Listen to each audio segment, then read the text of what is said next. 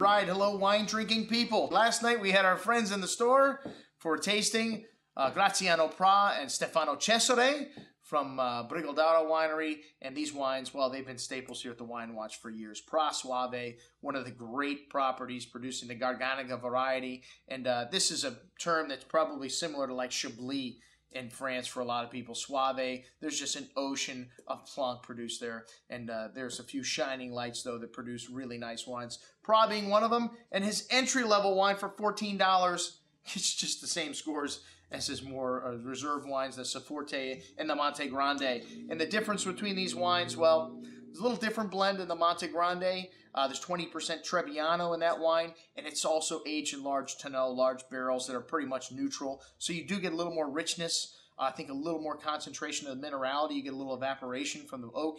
And then the Soforte, the wine undergoes a little bit of batonnage in there. They stir it on the lees to get a little richness. So just a little richer version of his entry-level Suave, which is outstanding. Lovely fresh fruit, pear, and apple. And then wonderful concentration on the tongue. Kind of a texture of skim milk.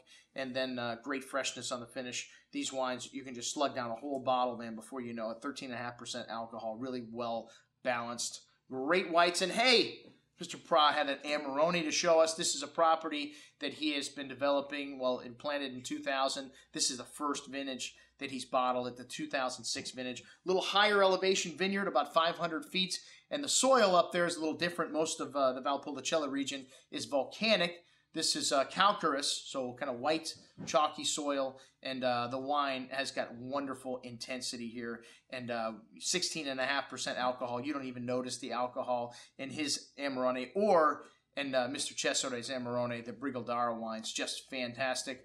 We had an array. The Valpolicella, which for me, Valpolicella should not taste like Amarone. Hey, I'm not going to tell Dal Forno that. His Valpolicella is magical, but still, tastes like Amarone to me. You know, it should be lighter and, you know, a really nice quaffing kind of everyday drink. Something that should be served chilled. That's exactly what Mr. Brigaldara's Valpolicella is like. You could even mistake this wine for a Bourgogne Rouge. Really light, has some nice spice and floral notes to it. Very refreshing style of red wine. And then his Amarones. He has his one Amarone, which he's been making for years. And then the Vecie, which is a single vineyard that he just started making in the 1999 vintage, was the first vintage. I believe he planted that vineyard site in 1994. And he doesn't use Molinara anymore. Corvinone, and Rodinella.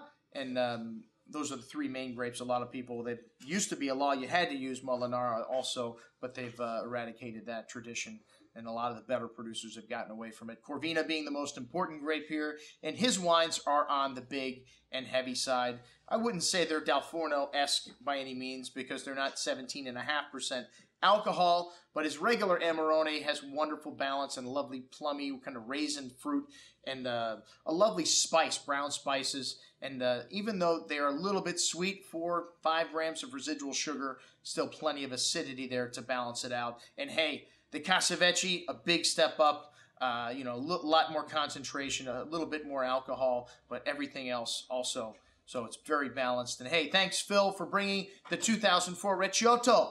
For years, I've been asking the U.S. importer, Dominic Nocerino from Vinifera, please, Dominic, bring us some Recioto from Brigaldara. And, you know, Stefano says the same thing. Every year when he sees him in Italy, he shows him here. Try this. It's his Recioto, one of my favorite dessert wines. And Recioto can be made by adding sugar. That's the traditional method they used to use. But when I visited Quintarelli, one of the things he had on his cask was Recioto/Amarone, because he didn't know exactly how much sugar the wine was going to have in those casks in them before they finished fermenting. So sometimes these producers don't know until after the wine is finished fermenting whether or not they're going to call it Recioto or Amarone. Depends on the amount of residual. But this one had about 40 grams per liter in it. Definitely sweet. Not quite as sweet as something like Sauternes, but wonderful acidity. And these wines, some of the greatest red dessert wines on the face of the earth, come from Verona. All right, well, that's what I had to drink last night, folks. I'm your host, Andrew Lampazone, signing off for the Wine Watch, saying, remember, always drink the good stuff first.